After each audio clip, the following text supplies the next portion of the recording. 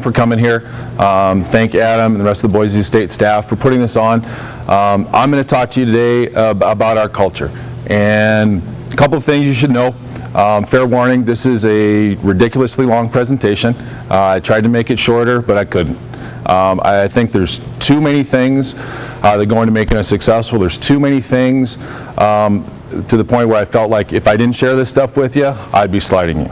That being said, anytime this weekend, if you have questions, you want to know what we do or how we do it or why we do it, I'm an open book. I'm very transparent in what I do, how I do it with everyone.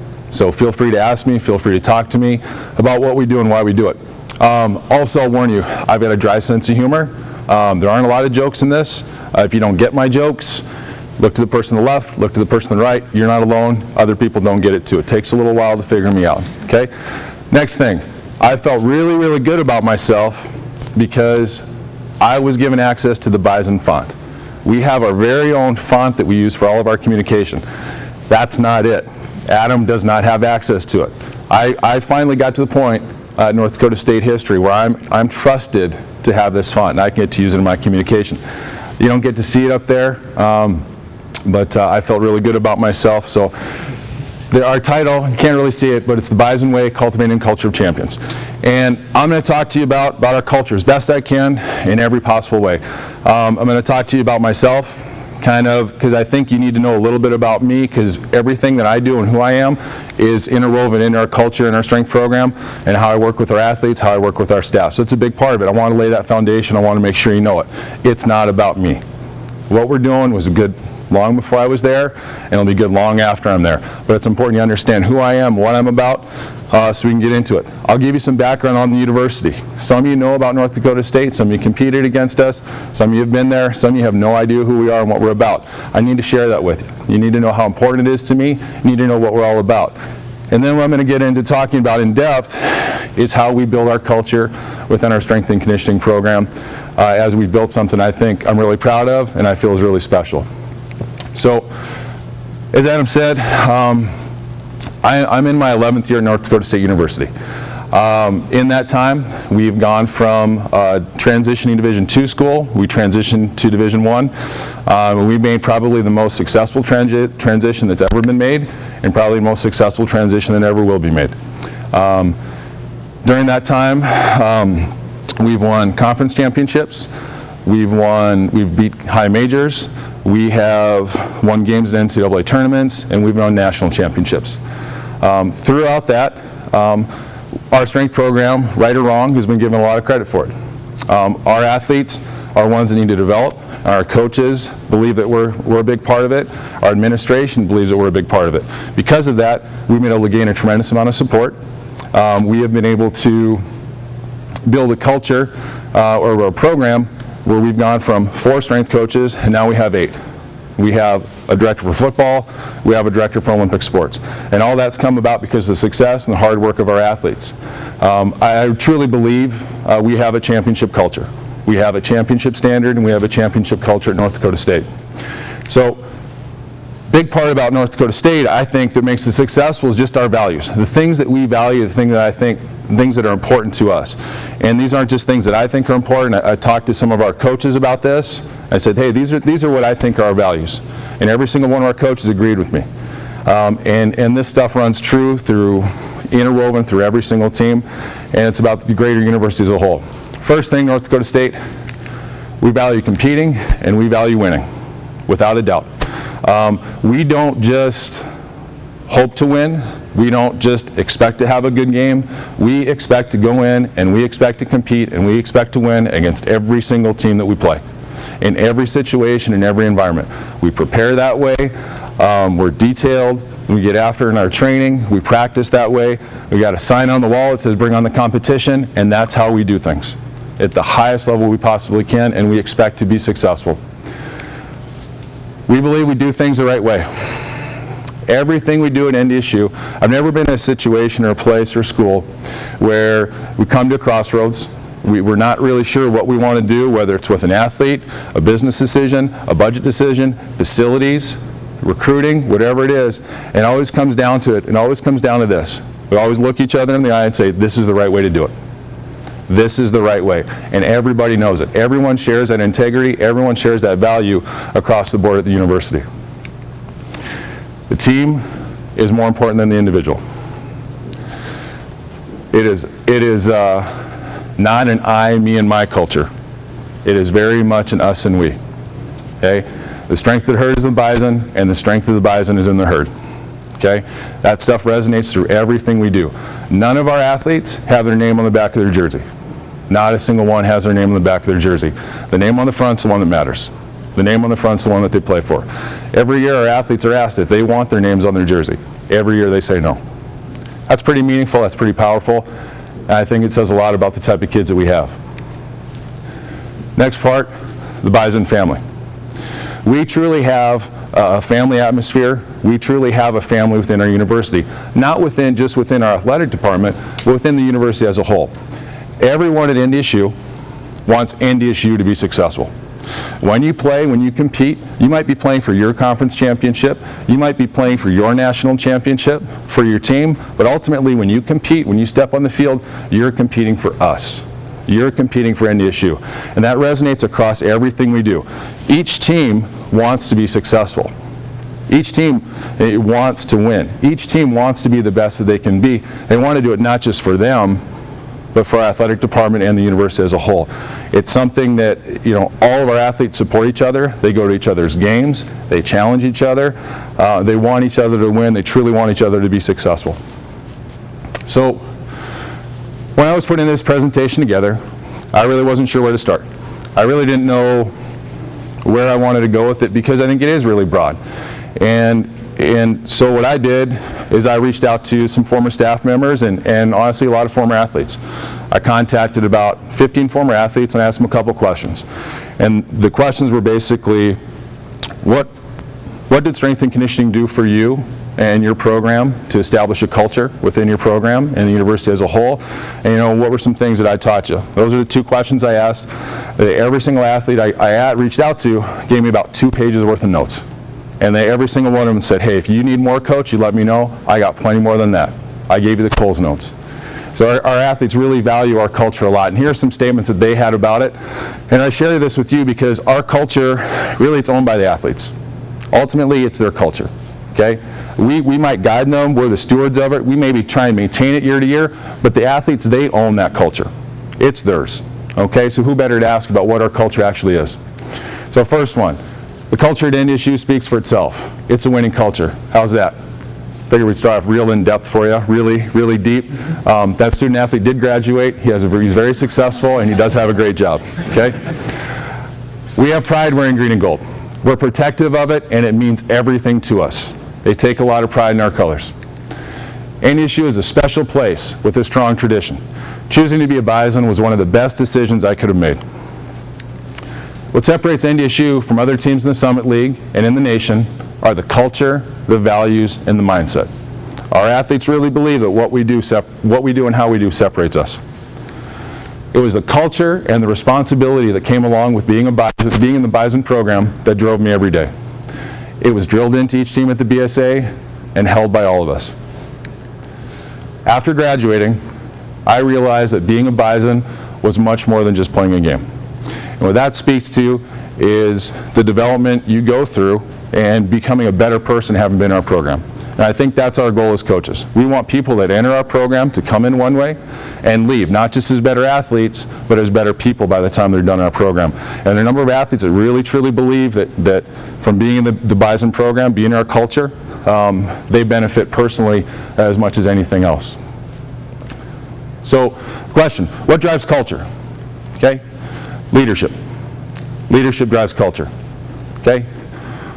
What drives leadership? Culture. Culture drives leadership. Two sides of the same coin. Okay? Leadership drives culture and culture drives leadership. They both go hand in hand. Leadership drives culture in new organizations. So when you are first walking into a new job, okay, your leadership will drive the culture. Your leadership will set the groundwork, will lay the rules, and say this is the way we're going to start doing things. Okay?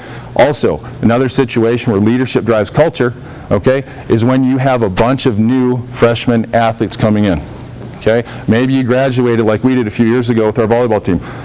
We graduated a bunch of seniors. So we brought in 8 freshmen. Okay? We lost our culture. So to redevelop our culture, we really had to have strong leadership to make that happen.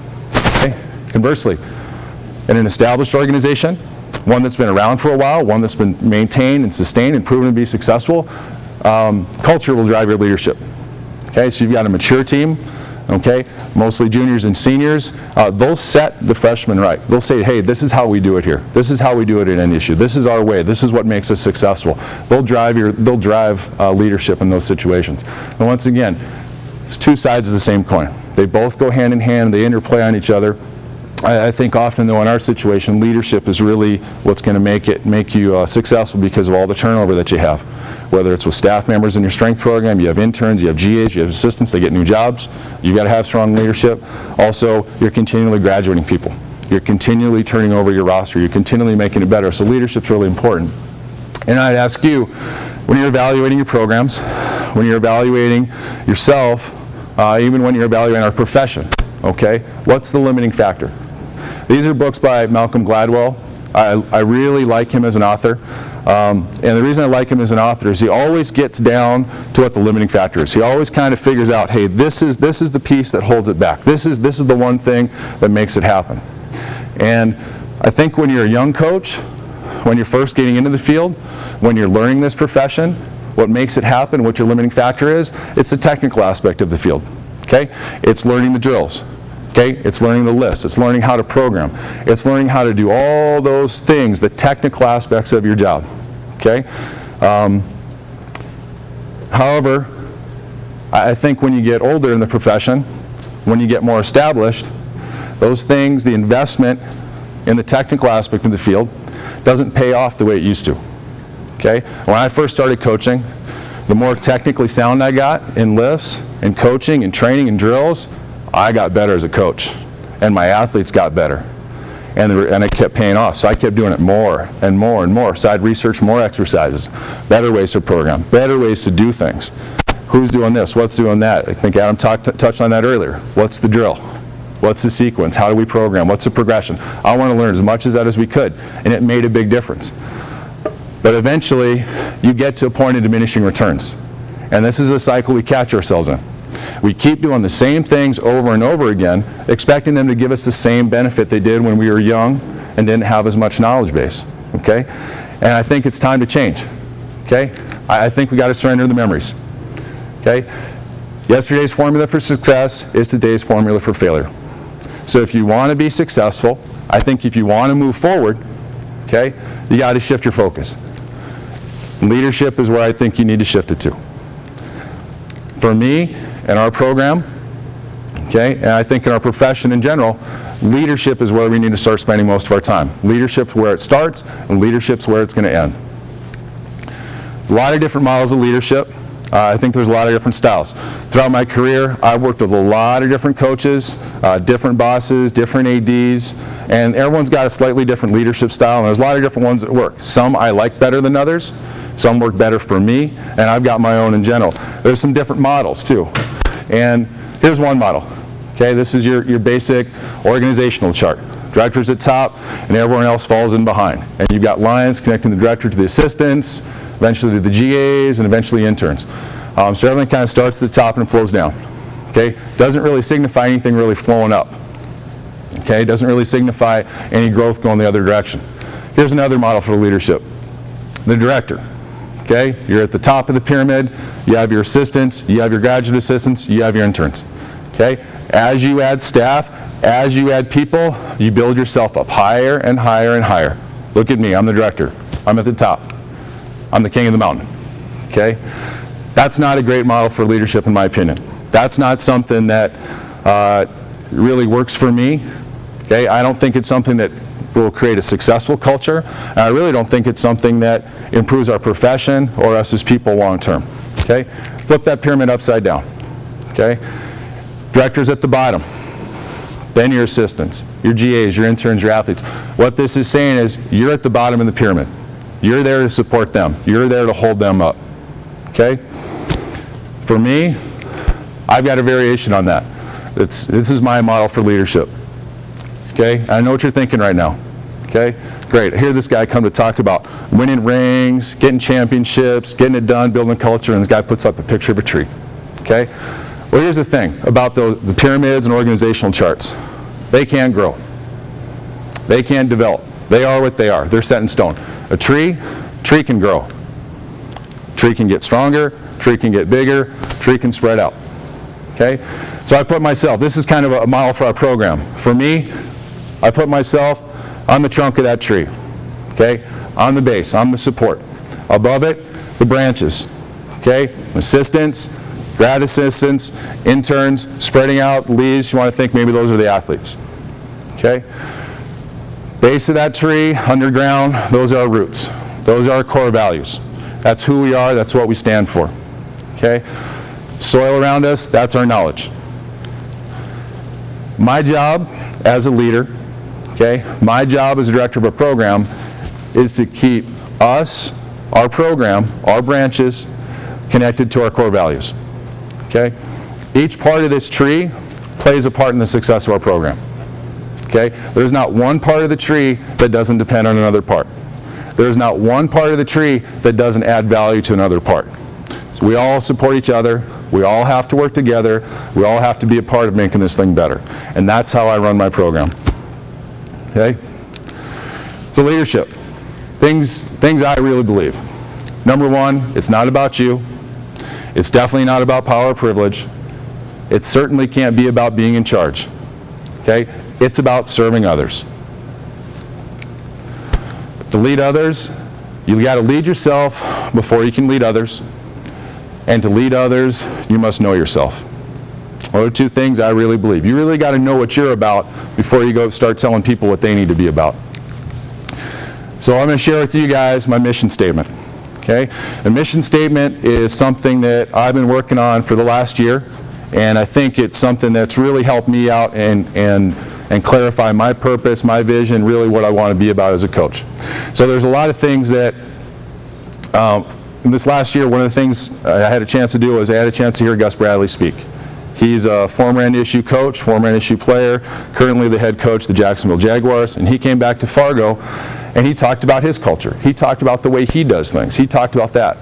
Everything that goes into his program and his coaching philosophy. And one of the things that he said, and he really thought was his cornerstone, he really thought this really got things done for me, was he developed a mission statement. And he did that, I think when he was a first-year assistant or maybe a grad assistant at North Dakota State. And what that mission statement does, I think writing your mission statement down is a lot like writing a goal down. You can have a goal, you can have an idea, and you'll work towards it, maybe. You might start taking steps towards it, perhaps. But when you write a goal down, guess what? You do it. All of a sudden there's accountability to it. And so that's what I did with my mission statement. I wrote it down. Put it into words. All these things that I was thinking about, what I want to be about, personally and professionally, and I put it down on paper. And all of a sudden, things changed. Gives me clarity, gives me purpose.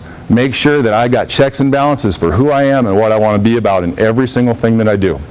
So here it is. With an understanding heart and a humble mindset, I will have a positive impact on the lives of others. In short, with an understanding heart, I'm going to care about other people.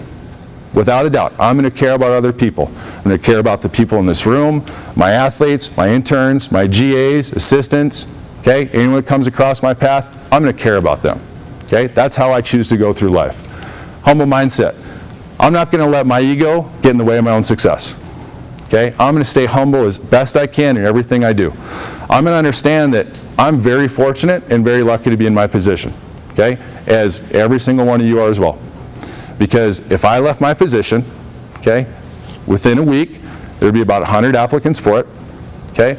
And within 3 months of the next person being on the job, no one would remember me, what I did, what I was about, or how the program was. Okay? Remind yourself of that daily in everything that you do. Okay?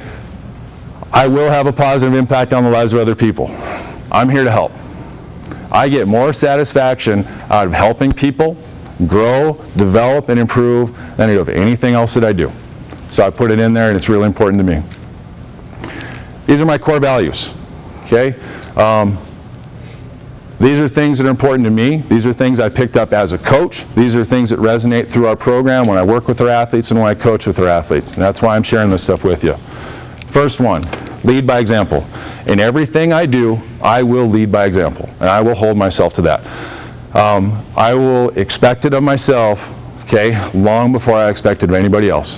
Whether it's how I coach, how I work, how I treat other people, okay, I'm going to expect that of myself first. Treat others how you want to be treated, okay? How that applies to the profession is simply this, okay? A lot of us, whether as athletes or young coaches coming up in the field, you may or may not have had a great experience with your coaches, your first bosses, your people that were involved in it. Learn from their mistakes, okay? Don't repeat someone else's mistakes in your training and how you go throughout your life. If it was a good experience, great. Repeat it. But if it wasn't a good experience, if it didn't make you better, if it didn't make you feel good, don't treat someone else that way. Do it better. Hold yourself to a higher standard. Do your best, everything that you do. If it's worth doing right. Everything I do, I'm going to ask myself, is this the right way to do it? Is this the best way? Is this the best drill? Is this the best practice? Is this the right way? Because if we're going to do it, by all means, we are going to do this thing the right way. And the last one, probably most importantly, you can accomplish anything if you put your mind to it. It's amazing, what your parents tell you when you're 3 or 4 or 5 years old and you don't want to clean your room because there's too much stuff out, and they tell you, hey, dig in and go do it, and they tell you that phrase, how that sticks with you. And it resonates for me in everything I do. And I'll tell you this, for me personally, and I'm sure for many of you, if you really want something, if you really want to go after it, you put your mind to it, you dig in and you work day after day, week after week, you get there. And there's so many times in my life where I felt like I can't do it, this isn't going to happen. Well, if it was important to me, I did it. If it was important to me, I got it done. And that's something I think that if you're a strength coach, you really need to believe in that. You really got to believe in the work ethic that it takes to get it done. So now I start talking about our program, because that's really why you guys came here today. Hear about our program and hear maybe a little bit about how I apply all that stuff to what we do. Okay? So first thing, when we talk about our program, I have to talk about our athletes. Okay? They're really the foundation of what we do. And our mission here is our program will provide every athlete with the opportunity to reach their full potential. Our kids in our program, we have great kids. They're blue collar, they need to develop, they're hungry, some of them have a chip on their shoulder. But most importantly, they're willing. We recruit unbelievable kids to our program. I'm very fortunate. We have kids that want to do all these things. We have kids that want to be a part of this. We have kids that understand, hey, we're going to have to go to the weight room. We're going to have to work to reach our potential. Okay, so the coaches recruit that for us. The other thing they recruit, we recruit really smart kids. Okay, we recruit really intelligent kids. And we had our Bison Gala this Monday. And at that, basically it's our year-end awards, kids get dressed up, male athlete of the year, female athlete, Bison Pride, freshman year, all this stuff. And one of the things they talked about was our academic success. NDSU is a top 100 university in the country, research-based. Regionally, within a 5-state area, we are #1. We recruit really great kids, they're good athletes, but they're also very good students. We had 59 4.0 athletes last fall, 59. That tells you a lot about the type of kid and the type of athlete I get to work with every day. So not only winning on the court, okay, or on the field, or on the track, we're winning in the classroom, which is really, that's why they come there. Our approach is simple, in my mind. Create the right environment and put people in positions to be successful. And the two go hand in hand. And kind of, you don't have to force it, it's going to happen. These are some words that I think describe our program, okay? Attention to detail, mental and physical toughness, compete every day, run through the line. Leadership, expectations, accountability, discipline. Those are words that describe our program. Those are not my words. Okay? Those are the words from the athletes I contacted about the presentation. Those are the words, those are the things that they told me were important. Those are the things that they told me made a difference in our culture in the weight room and their progress and their culture within their team. It meant a lot to me as a coach to get that stuff back. okay? Because those are the exact things that I feel are important, okay? So I feel like we're communicating our message really well, and we're getting through to them if they give that stuff back to me, okay? I moved into my director position. I'm in my 5th year now, okay? So just over 4 years ago, I had the chance to start coming up with what my vision for the program was, and I shared this with our staff. So within a week, we sat down, we had this meeting, okay, as a group, and I shared the vision. And this is what we want our program to be about. And I really think you got to know what you want to be about before you can start getting there, okay? So first of all, we will be respected for what we do and how we do it by the athletes and coaches that we serve. We'll have a well-trained, competent, knowledgeable, eager staff that works well together. We will be a team. We have no other option. We will be a team. We will work as a team in everything we do. We'll provide all our athletes with the services they need to succeed. Okay? It doesn't matter to me what sport, how many people watch you on TV, how many people pay to come to your games. Guess what? You're one of us, and we're going to take care of you when you come in there. We have a 1 to 10 coach-to-athlete ratio. So if you have more than 10 athletes in a group, you have 2 coaches. And we do that across the board. I think we are probably the only program in the nation this spring that we had 6 coaches with women's soccer in the morning. We have 5 coaches with our track and field group in the afternoon, because that's the level of service that those athletes need to be successful based on what our standards are. We will set a standard for others to follow. We will be known for a tradition of excellence. We will be a leader. We choose to lead, and we expect ourselves to be leaders in everything we do. In short, what I believe we need to do to be successful was create an environment where people want to work and athletes want to train. You work long hours, you work hard hours. Athletes grind, we grind. Well, guess what? Make it someplace where your people on your staff want to be, and make it somewhere where your athletes want to be. Because if you do that, it's not work anymore. You're enjoying it, you're having a good time. These are our core values. I think it's really important, whatever game you're playing, you got to have ground rules. You got to know what the rules are. So we share our core values with every single person that comes into our program. We lay it out. This is the groundwork. This is how you're expected to behave. This is how you're expected to be. And you lay it out, and then you can hold people accountable to it. First one, integrity. Loyal to the program and each other. We'll have trust. You'll be consistent. And we'll be honest in our evaluations and feedback of our athletes, of ourselves, and our staff. Achievement. We'll be committed to success. We'll find a way to get better every day. We'll never be complacent. We're always looking for ways to improve our program. Humble. Don't let your ego get in the way of your success. Be persistent, not stubborn. Hey, be persistent, not stubborn. So be willing to work at something. Be willing to work with this kid. But sometimes, you know what? You can't force it. Sometimes you got to step back and say, hey, I'm just being stubborn. This kid, maybe he wasn't meant to be a squatter. Maybe this kid doesn't need to clean from the floor. Maybe I need to find a better way to do it. Okay? I'll be persistent in helping that athlete achieve and be successful, but I'm not going to be stubborn and say it has to be this one way. Next part, you're expected to have a team-first mentality if you're part of our program. Okay? It's always about the program. When we make decisions, they're in the best interest of our athlete and the best interest of our program and everything we do. Communicate. We will always have clear standards and expectations. We'll be able to teach to a variety of learning styles. We'll share ideas and provide value to the staff and program. I have that expectation of everyone, whether you're a field experienced student who's doing 40 hours a semester, okay, or you're a full-time assistant with 4 years of experience. Okay? Everyone is expected to add value to our program. You'll be accountable. Own your success and learn from your failures. Handle criticism in a positive manner. Focus on solutions. Ask what and how questions. QBQ. Okay? QBQ, question behind the question. A book by John Miller. Okay? This teaches accountability. I think accountability is one of the most important things you can have in life, never mind in coaching or athletics. Okay? Every member of our staff gets a copy of this book the first day they step in there. They get a copy of our staff manual, and the next thing they get is they get this book. And they're expected to read that book. Honestly, it takes about 2 hours to read this book. Okay? I give them a week. If they're not done, we're dealing with that pretty quickly. Okay? we also have a follow-up with it.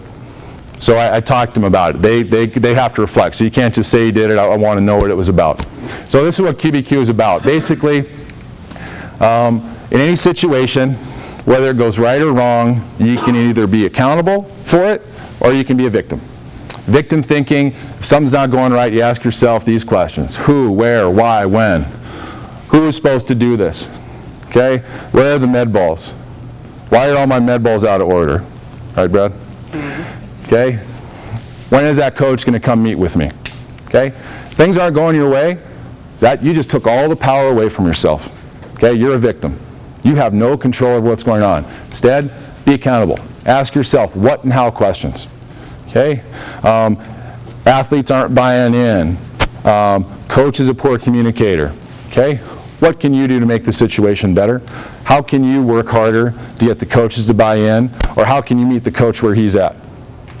Okay? Be accountable. When you're accountable, you've got power. When you're accountable, you're in control of that situation. Doesn't mean you can fix it right now. Doesn't mean you can fix it today. But it gives you the power to start thinking, start reflecting, and start coming up with the solution. Because at the end of the day, we want a solution to the problem. If you're complaining about it, if you're upset about it, you want a solution. Okay? So every member of the staff gets this book. But from this book, and really last fall, I started thinking more about our culture. And I came up with this. This is what I refer to as our formula for success. And it's simple. 5 steps. Develop the standard, teach the standard, be accountable to the standard, win, and repeat. Minimum standards produce minimal results. Okay? Minimum standards produce minimal results. Well, simply, number 1, figure out what you're doing. Figure out the way you want to teach it. Figure out what you want this drill to look like. Teach it. How do you teach it? How are you going to communicate it? How are you going to express what you want to happen to everyone who's in that group? And the third one, this is the hard one. This is where we fall short.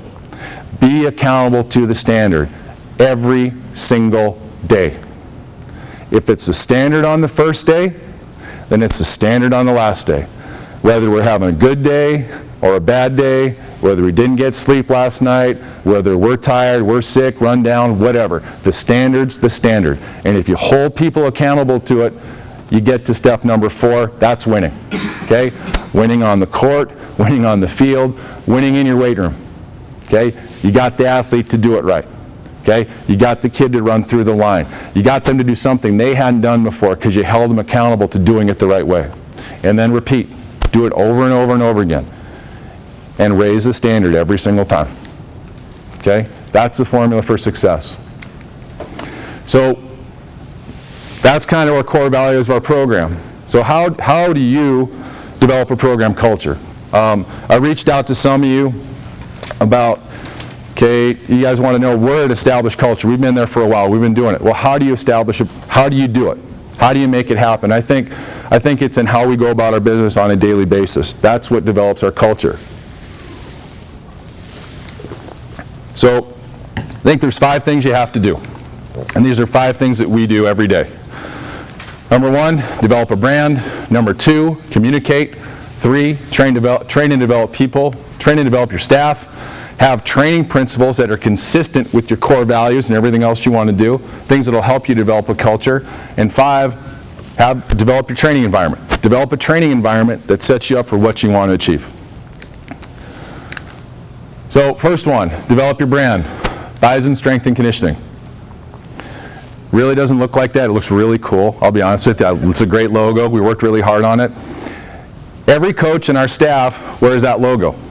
Every coach on our staff has that. Okay? It signifies that you represent us. You represent our brand. You represent our way, our style. Okay? When you are an intern, you got to get to a certain point before I give you that shirt. You got to earn it. You got to show me you meet the minimum standards. You got to show me, and more importantly, you've got to show our athletes that when you wear that, you know what's going on. Okay? Because that brand means something. I don't want to lower the standard of what that brand is or what it's about. So it's our style, our way, have a philosophy, communicate it to death. Basically, it's like, this is who we are, and this is what we stand for, and that's what that logo means to me, and that's what it means to our staff, and more importantly, that's what it means to our athletes. Communicate, okay? Here's the bad jokes, open door policy, okay? This is a big step for us. We moved to cubicles, okay? We once shared an office. There were 8 of us, plus interns, plus other people, and it was a triangular office. And I was at the start of the triangle, so basically I was the secretary for the office. I was so happy when we moved to cubicles. This is an unbelievable step for our program. We'll get on with the presentation now. So, talked about that first meeting I had with the staff, first meeting I had with the program. We talked about the vision. This is the next thing we talked about. Okay? You will be open, you will be honest, and you will be available. That's it. 3 rules about communication. You will be open, you will be honest, and you'll be available. You might be busy, but if someone's coming to you with something, guess what? They need you. If you absolutely can't drop what you're doing right now, that's fine. We'll respect that. You tell me when you've got time. You tell me, hey, I can do this. This is going to take me 20 minutes, but I can talk to you then. Hey, I can call you tonight about this. Hey, let's meet tomorrow. We'll go over all this stuff. Okay? My job, I've got to be available to my staff. Okay? I've got to be there. That's my job. I've got to be there. I've got to be available. I've got to be open. I've got to be willing to communicate. Okay? And maybe that means I got to drop what I'm doing. Well, guess what? Okay? The work can wait. My people, my staff, my athletes, they can't. They're important. Okay? Because here's the thing you got to realize. If people stop coming to you for advice, if they stop seeking your opinion or consult, it's because you're no longer leading them. Okay? If they're not coming to you, well, who are they coming to with their problems? Who are they coming to when things aren't going right? When they're having difficulties with the coach? When they don't know what's going on? It's not you. What are they doing? Are they doing it to what our standards are? Are they doing it the right way? Are they doing what best practices are in the profession? If they're a young professional? Probably not. You might be in a situation where you can figure it out on your own. I had to figure a lot of stuff out on my own. You know what would have been a lot easier? If someone showed me the way. I'm really good at learning things the hard way, okay? But it's always a lot better if I can learn through someone else's advice, okay? Train your staff. Train your staff. When you train your staff, it provides clarity, provides common ground, and it provides confidence to your staff. When your people are on the floor and they know what you're supposed to do, they know your techniques, they know your cues, they know how it's supposed to look, guess what? They're confident on the floor and they're a vocal, noticeable coach. Athletes know when your staff are on the same page. They know when there's a disconnect. They can sense it, they can see it. That happens when your intern is coaching someone, okay? And the athlete looks at the intern and then they look at you. Okay? That's your first sign we're not on the same page. Athletes buy in faster when everyone gets it. And ultimately, your job is to put people and your program in a position to be successful. Okay? This is one I hear a lot. We don't have time to train people who will only be here a few months. I don't have time to do this. Okay? What happens if they stay? What happens when they stick around? Now, instead of being here for a month or 2 months, they decided to stick around for another semester. Now they're here for a year. Okay? They've been training your athletes, or working with you, training your athletes for a year, and they may or may not know what's going on, other than what they picked up by osmosis. Now, on no means am I saying your interns are not responsible for their own development. Obviously, they've got to pay attention. They've got to know what's going on. They've got to see how you coach and learn from that, and the hands-on part of it is tremendous. But give them something to go with. Because here's my question for you is, what happens when one of your interns who's been with you for a year, but maybe doesn't know the ins and outs of what you want, is in charge of an athlete and that athlete gets hurt? How can that intern help your program get better if they don't know what the program's about? You got to train your staff. You got to develop your people. You got to develop your people to develop your program. Okay? Building a program starts with people. Okay? I've got a great staff. I've got great people We know what we're about. We know what we stand for. We're on the same page. We work together as a team. We got great communication between each other. We help each other. We push each other. One thing I will not do is hire someone that will jeopardize our culture. I will not jeopardize what we have and how we're doing things. So I don't care what school you went to. I don't care who your reference is. Okay? I care about your potential, I care about your values, I care about your personality, and I care about your fit. Things I care about, are you certified? Okay? And the next one, do you have a good degree?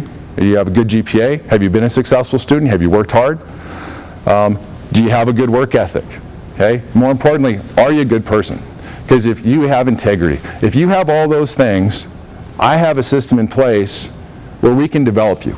We can make you into as good a strength coach as you want to be, because it's all there. It's all set out for you to be successful. But what won't be successful is if you don't have the work ethic, you're not a good person, you don't have the integrity, it's not going to happen. I can't make that happen. But if you got this stuff, I can make it happen. When it comes to developing people, and it comes to leadership, this is probably one of the best books I've read. 5 Levels of Leadership by John Maxwell.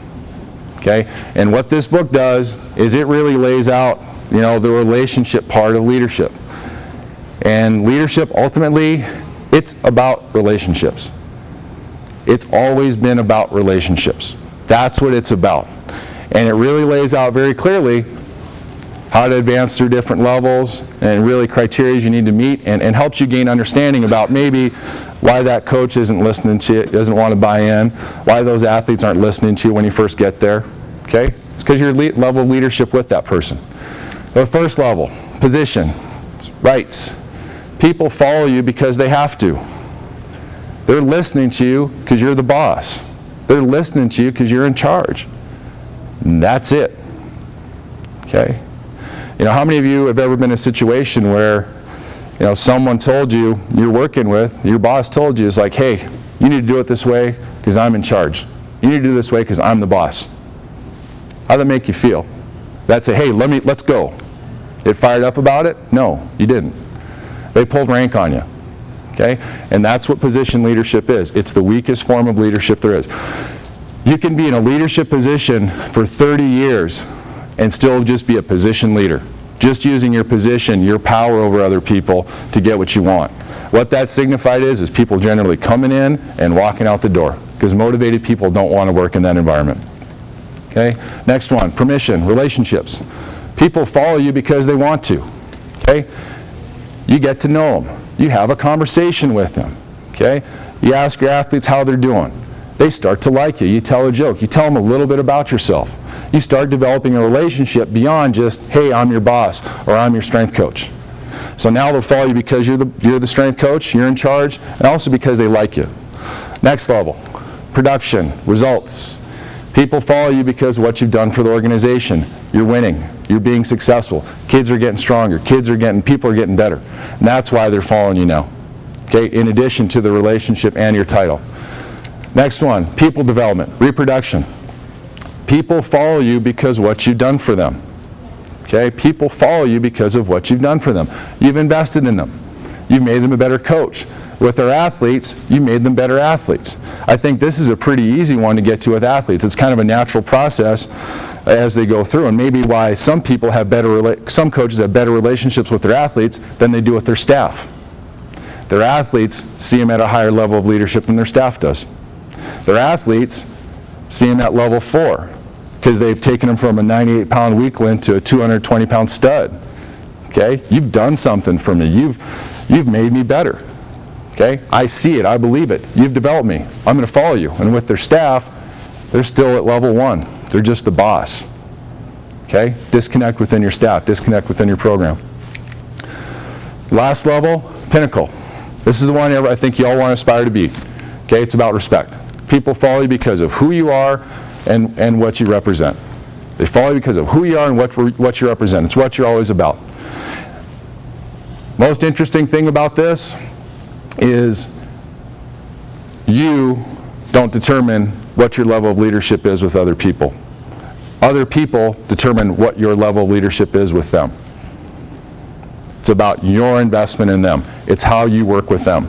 It's not about what you want. You might want to be a level 5 leader, but everyone sees you as level 1. Ain't going to happen. If you don't work on building relationships, you don't work on doing things for other people, you're never ever going to get where you truly want to be. So you've got to create an environment where people want to work if you want to get that level 5. Okay? You got to care about the people you work with. You got to build personal relationships. You got to develop your staff as professionals. Invest in the people. Give them feedback. Help them grow and develop. Okay? Make them better. Evaluate them. Coach your staff is basically what it is.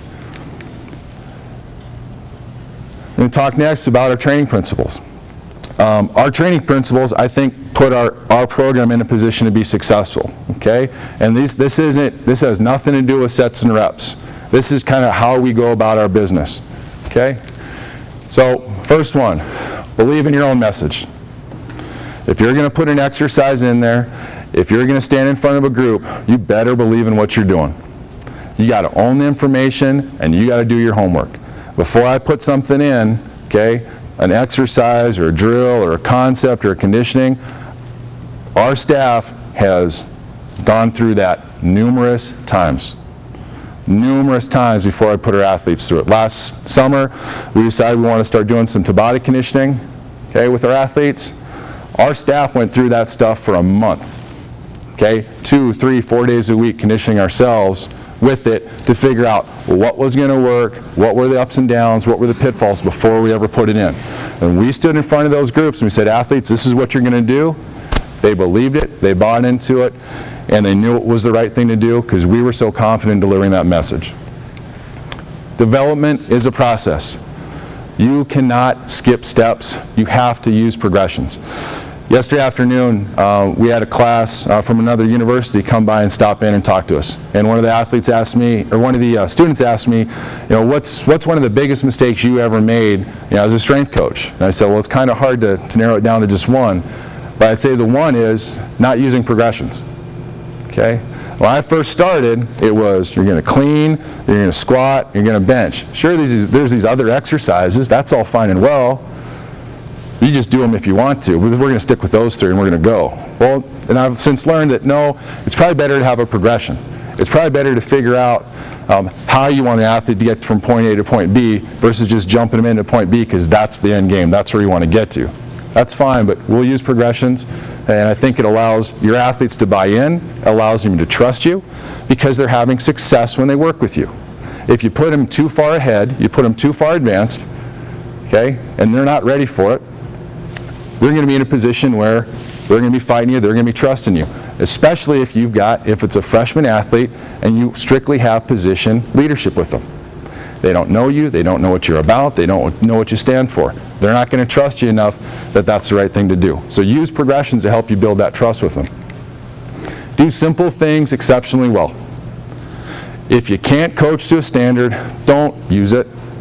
It might be the best drill when you're one-on-one. It might be the best thing to do when you got a group of 3. But if you've got a group of 30, okay, or 40 athletes, and you're by yourself, and it can't be done right, don't do it. Okay? They're not eventually going to figure it out. They're just never ever going to do it right. Okay? Don't specialize in being complex with anything. I've made this mistake, and I'm sure many of you have too in your careers. You want to add more, you want to do more, you want to do more. And I get to this point where I'm sitting there and I'm like, this is just too much. And I peel it back. And you know what starts happening? It gets easier. It gets more fun, it gets more enjoyable for me and for the athletes. So make it as simple as you possibly can, but do it really, really well. Keep the quality high and the complexity low. Make it about the team. Okay? If you train people as individuals, don't be surprised when they play that way. Okay? 90% rule. If 90% of your team can't do the exercise or that variation of the exercise, find something else to do. Being a team means we go through it together. Whether it's good, whether it's bad, whether it's easy, whether we're suffering, follow the 90% rule. Because regardless, when you go out throughout that training block, 10% of that 90% or more is still going to have some type of modification. They're still going to have some type of deviation from what you want to do. Okay? Always make it about the team. I know in the past I've had programs where these more advanced athletes were doing it this way, and these other athletes were doing it this way. It doesn't work. We are so disconnected and unaware of what everyone else around us was doing that you don't know if someone's being successful. You don't care what your teammates are doing. You're going through your own thing. Make it about the team. Last one, I got this from our men's basketball coach, who's a very close friend of mine. Don't get bored of being great. Don't change for the sake of change. Evolve. Question what you're doing. Make your process better. Refine your process. But don't just change just to change. Don't get bored of being successful. Okay? Don't be bored of doing it. I mean, I know it can be monotonous, but if it's working and it's producing results, refine it, tweak it, find maybe a way to adjust it, but don't get bored of it and change it just to say you changed it. Okay? And that doesn't mean that we don't evolve. That doesn't mean that we don't change. Okay? Our programs are different than they were 3, 4, 5 years ago. The nuts and bolts are the same. The exercises are very similar. Maybe how we set it up, maybe how we lay it out based on our feedback, that's evolved. But what we're doing hasn't really changed. Next part I think makes us successful is our training environment. That's our weight room. There is nothing in there, in my opinion, that we don't have that we need. We've got 20 racks and platforms, we've got another 6 half racks, we've got 40 yards of turf, we've got dumbbells, we've got med balls, we've got fizz balls, we got equipment in a storage room, I don't even know what we have in there. We've got a lot, okay? And it's all in a grocery store, okay? In our training, in our room, when you walk in the door, I think this is kind of the biggest thing that you're going to notice. If you watch this coach, if you watch this workout, is really it's how we coach, how we go about our business on a daily basis, how we give feedback. I would hope if you came into the room, you would see that everything was being coached to the standard. And if an athlete wasn't there, they were being coached to get better. And we were working with them. They weren't just let to do it wrong. We'll be specific with our instructions. Okay? I read a book 2 years ago. It's called Practice Perfect. I think it's by Doug Lamov. And he's the guy, they wrote Teach Like a Champion. Okay? And in this book, they talk about the teaching techniques they use to communicate in charter schools. And what are things that make these people successful, elite level teachers? This is an unbelievable book for me. And it goes through simple things you practice within your lessons and simple things you need to do to get people on the same page. This book was unbelievably valuable to me when I had 8 freshman athletes coming in on one team and one returning senior, really, or one returning athlete who was a sophomore, and 2 more that were first-year transfers that had been with me for a few months. Okay? Unbelievably good for me in terms of giving them being specific with instructions, pointing them on the right path, teaching them what to focus on that day. Specific instruction example for you would be, I always tell our staff, never tell an athlete, hey, good job. Because really, if I'm an athlete, you tell me good, or you tell me, hey, that was bad. Okay, what was bad? What was bad? What was good? Be specific. That was a great job keeping your back flat. Okay, that was a great job keeping your back flat. Okay, and then you can talk. That sets you up for a great pull. Okay, hey, your knees were out on that squat. That's exactly how it needs to be. That's how it's got to feel. Do you feel that? Do you feel how smooth your cleans were when you brought your knees back off the floor? That's how it's got to be. Be specific so you can communicate and feel. Communicate if they hit the target, if they hit the standard. Okay, let them. Most importantly, let them know when they're doing something good. Especially with your young athletes. They're going to have your first probably month, 2 months, you're going to have a lot more failures in a weight room than you're going to have success. You're going to have a lot more failures than you're going to have success. But when they do something right, recognize it. Acknowledge their effort, acknowledge their improvement. Okay? I think this is something we try and do really, really well. And with our athletes, just, some kids are going to pick it up faster than others. Doesn't mean the kid that got it easier is working harder than the kid that's not getting it yet. Might have some mobility. If you're working on a squat, maybe he's got some ankles that aren't good. Maybe he's got some hips that need to be worked with. That's fine. When he gets the standard, acknowledge it. Let them know how hard you saw them working. Let them know the investment that you put into it. Okay? Let them know that you see them getting after it, that you see the progress that they're making. And we had an athlete with us, and she was the only athlete in that group of 8 freshmen, and it took her 18 months to get to back squat. Most of her teammates were back squatting within 6 weeks, right on our progression. It took her 18 months between back position, flexibility, everything else before we felt comfortable moving her to that next step up. Okay? But when she got there, we let everybody know. Okay? We tweeted it out, we celebrated it in the weight room, okay? We talked about it for weeks, okay? And that was important to that athlete. And I know it was important because the anniversary of it, the day that it happened, okay, she had it come up on her Facebook feed and she reminded me of how important that was to her. That we acknowledged that she had worked for it and she'd earned the right to graduate. Had another athlete, one of our male athletes with push-ups. We were doing, when he was a freshman, we do kind of and he's redshirting for our men's basketball program, we do a push-up circuit at the end of our lift. And when he was a freshman, man, I didn't know if he was going to make it with his upper body. He was a disaster. He got, by his last set, if he could do 4 push-ups on a set of 10, it was an unbelievable day. We were successful. Okay? Well, this spring, after having been in our program, okay, for 3 years, on his last set, he knocked out 24. He improved by 20. Okay? While gaining more weight, while getting stronger. And he just quietly went about doing it. I saw it, but his teammates didn't all see it. So when we brought it up at the end, okay, we acknowledged it. And the reason we acknowledged it, number one, is, hey, I see you working. I see how much you're getting better. I want you to know that.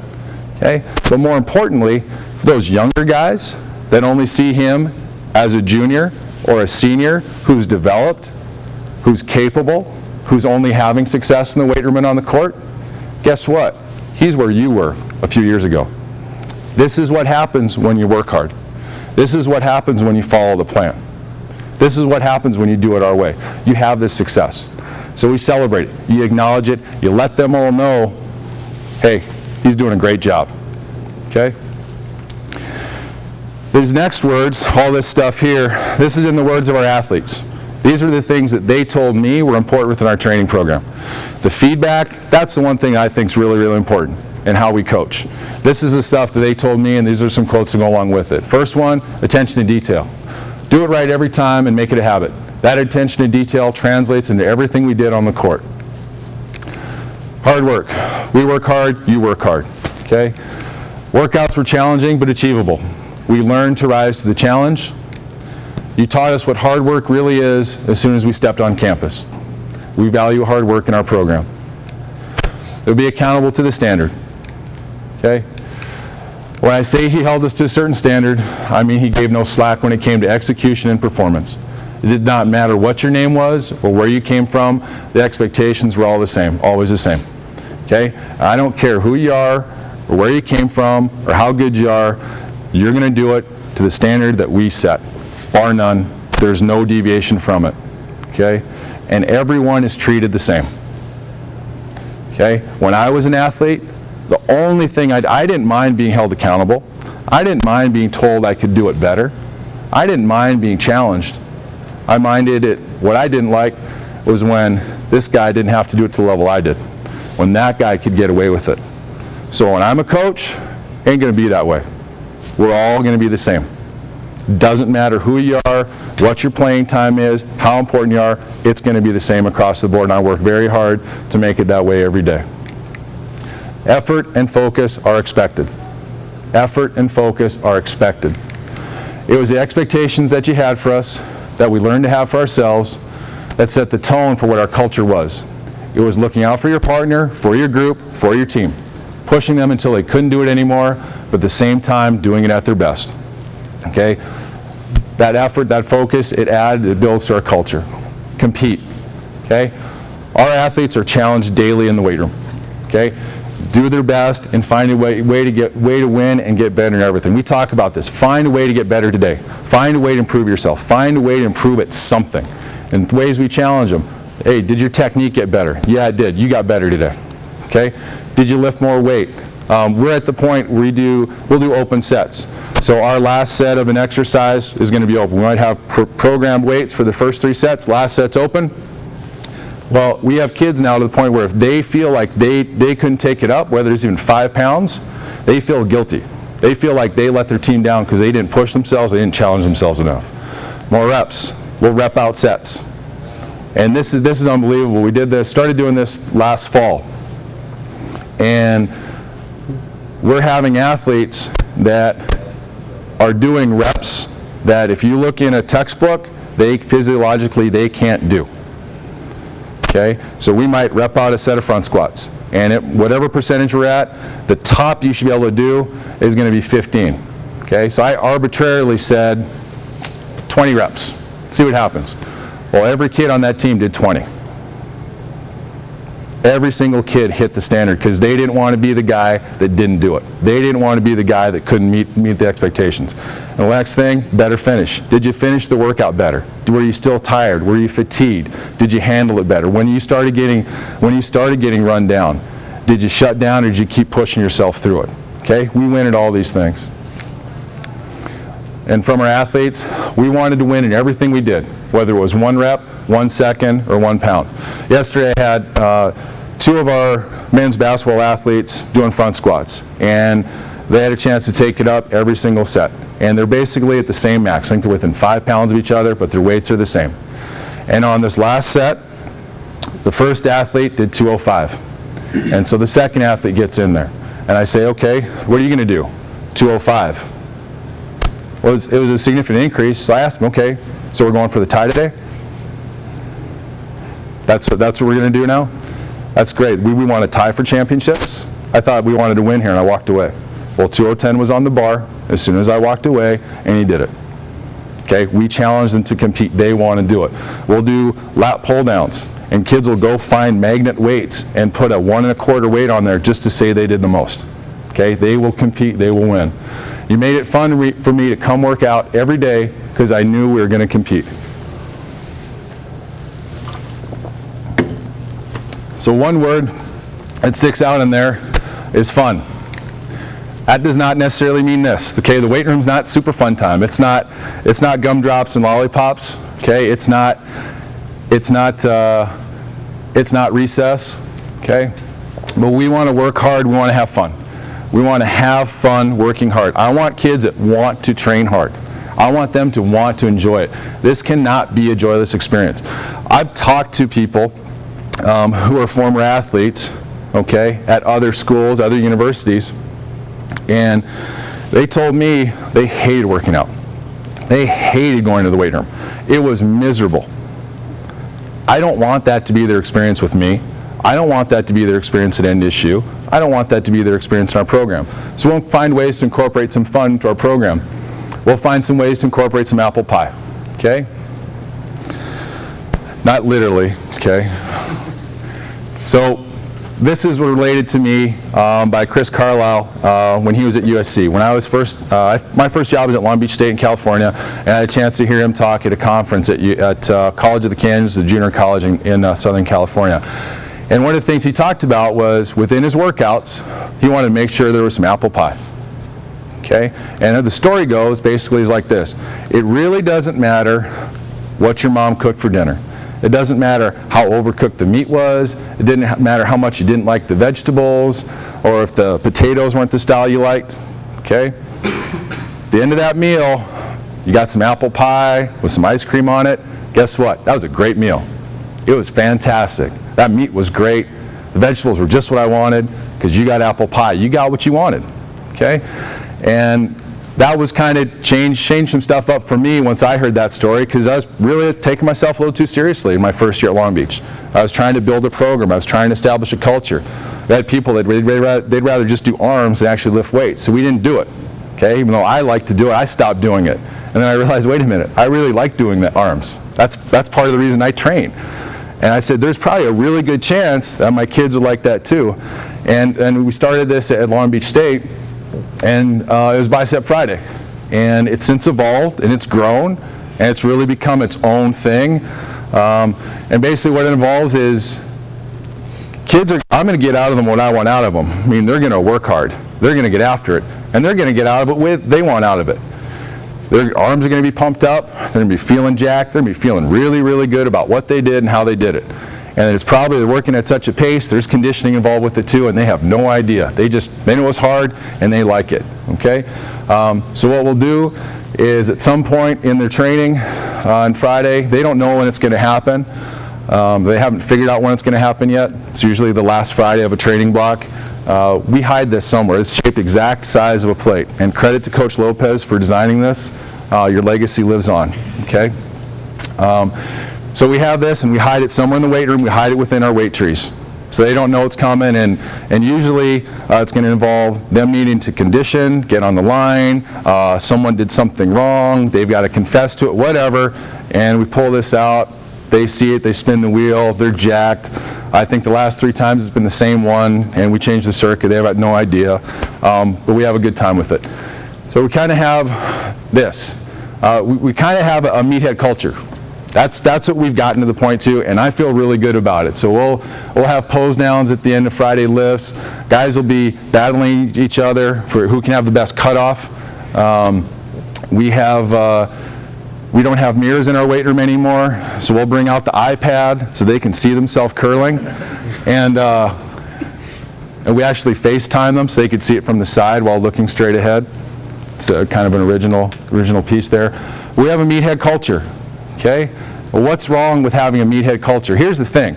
Do you know any guy or girl who's an absolute meathead and doesn't like lifting weights? I don't. As a matter of fact, when I was growing up, when I first started going in the weight room, when I first started training, the guys who were the meatheads, they had the best technique. They were the most consistent, they worked the hardest, and they did it every single day. Okay? So we're going to have a little bit of a meathead culture. We're going to talk about guys crushing weights. We're going to tell them if it didn't go up, you just had a gravity storm. We're going to ask them, did you turn off gravity today? You're getting after it. Okay, we're going to tell them you look jacked, you're pumped up, and the kids will get out from their weight and they'll say, Coach, I'm iron deficient, I need more. They'll tell me, feed me, Coach, I need to eat. And it's awesome, and it's a lot of fun. We're working hard, we're having fun with it, okay? This is something else we came up with. It was a conditioning challenge. It's Mount Crushmore. Okay, it's 4 conditioning trials. You can only do it at the end of your workout. We did this with our volleyball this season. Okay, it's 1 trial on the VersaClimber. It's lactate trail. Okay, then the next one is 60-second sprint on the VersaClimber. It's gone in 60 seconds. From there, it's a 30 on, 30 off, 7 times, fast and furious. They make an 8th movie. It's going to go up to 8. So they got to get it done soon. And the last one, Stairway to Heaven. It's 1,000 feet in Tabatas on the VersaClimber. You got to meet the standard to get to the next one. These girls this spring, they're doing an off-season competition. If they did this, they got culture points because they're willing to go above and beyond. They're willing to do a little bit more. They're willing to put themselves out there when they're fatigued, when they're tired, and push themselves to another level. Things that were very consistent with who we are and what we want to be about in our program. And they got after it. And when you get this done, when you passed all these trials, and we got a couple that are still working on it, you get to be a citizen of Crusha. Okay? This is the front page of your citizenship card. Okay? I will be forever indebted to our intern for coming up with this. He worked on this for about a week, at least. And on the back, get your name, your picture, we'll get your stats on there, and you've got the Crushin' oath. Okay? I will never bore of greatness. I will maintain high standards and exceed expectations. I will be a life preserver to those drowning in a sea of mediocrity. I hereby swear to protect Crusha against those who conspire to disperse the plague of participation trophies and all other acts of softness. Okay? So that's what we want to be about. Okay? I think that's pretty cool. When we told the athletes what it was about, they were all lined up, they want to get on a bike. Pretty cool. So, and that kind of takes us to this next part, athlete buy-in. And this is kind of the wrap-up of this presentation. So athlete buy-in, when I reached out, we talked to some of you, talked about how do you get people to buy in? How do you get people to do it? Why do they want to work for you? How do you gain that trust? And this is, I'll touch on how I think we do it. So first, with athlete buy-in, create a place they want to train. Make your room someplace they want to be. Because if they don't want to be there, if you're miserable, okay, if you're angry all the time, if you don't like your job, they're not going to want to train for you. They're not going to want to work for you. Certainly not in the long term. Next one, be consistent. Treat your athletes with respect. Okay? Treat them with respect. Make them feel comfortable. Make them feel safe. The first time I ever walked into a weight room, okay, it was the most frightening place in the world. It was intimidating. It was scary. There's a bunch of jack dudes walking around, okay? And over time, I went in there and I worked out. And I'd stay a little bit longer the next time, and a little bit longer the next time, okay? And then eventually I earned their respect. And then they start talking to you, and they'll invest more time in you, okay? They made me feel comfortable, made me feel safe. They made that weight room a place that I wanted to be. And that changed me forever, okay? Obviously got me to this point here. That's what I want to create for athletes, okay? I want to create a place where they feel comfortable and they feel safe, especially when you're a freshman incoming athlete, okay, who's intimidated by the weight room and who's intimidated by me. I've got to find a way to get past that so I can get you to buy in. I've got to earn your trust. Other thing, help them find success, okay? When someone, you know, you're dealing with athletes who a lot of times they've only been successful in their lives. Whatever they've done, they've been successful in their sport. Some of them are great students, they're great people, whatever. They've only known success. And if they've never lifted weights before, the first time they come in there, they only know failure. So help them find success. Use progressions. Work with them. Teach them. Train them. They need something more, do more for them. Help them find that success, okay? Because when someone is challenged and they've got to work for it and they can't figure it out on their own, and you help them find that success, you got them. They're yours. They trust you, they buy in it, and they believe. Because you developed them, because you invested in them, because you made them better. So help them find success, point it out in everything you do. And the last one, believe in them. I always felt that I believed in my athletes. I always felt like that's a pretty foundational thing. I always feel like I give people the benefit of the doubt. But I didn't understand how important this was until I did this presentation. I reached out to our former athletes. And through their communication back to me, I realized how important it was to believe in them. And here's some of the things that they told me. Believe in them. You instilled a confidence in us that if we played to our ability, we could compete with anyone. Believe in them. You had the expectation for us to win even before we started to win on the field. Okay, that was an athlete who their first 2 years, I think they won like 12 games. And by their last year, they are the winningest team in that sport's history. By a lot, by like 10 games. We believed that they could win long before they ever started to win. And we talked about winning on the first day, we talked about winning on the last day. Whatever the record was, we talked about how we're going to win that weekend, how we're going to give our best effort. And we just believed it was going to happen. And you believe in it long enough, you're working it long enough, lo and behold, it did happen. The strength program instilled so much pride and belief in us that if we lost, we felt like it was a letdown to you guys. They felt like they let us down if they lost. They didn't let us down, but that's how they felt. That's how bad they wanted to win. They wanted to win for us and how much we did for them. I was willing to do whatever you said for me to do because I knew without a doubt that if I did what you were asking of me, I was going to be good.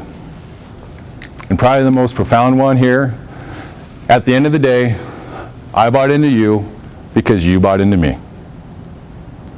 I believed in you because you believed in me. I buy in because you bought in. Simple. Meet them where they're at. Okay? So, brings us back to this. Formula for success. Okay? After going through this, you know, the past few months, I had a chance to reflect. I felt really, really good about this last fall. I felt like I had it. I narrowed it down. It's simple, it's concise, and really speaks to who we are and what we want to be about. Well, after going through all this, I changed it, because I can do that. So now we have Formula for Success 2.0. Okay? And we added in step 4. And I think after all this stuff, I think step 4 is the most important one. And step 4 is this. Step 4 is believe. Okay? Believe. Believe. Believe in who you are. Believe in why you do it. Believe in what you're doing. Believe in the way that you do it. And most importantly, okay, believe in people and their potential. Believe in people and their potential. Okay. Building a culture, okay, having a strong program, it's about people. Okay? It's about your relationships, and it's about people if you want to have a culture. And at the end of the day, if you take one thing away from what I had to say, okay, it's this. Culture wins. Culture always wins. Thank you.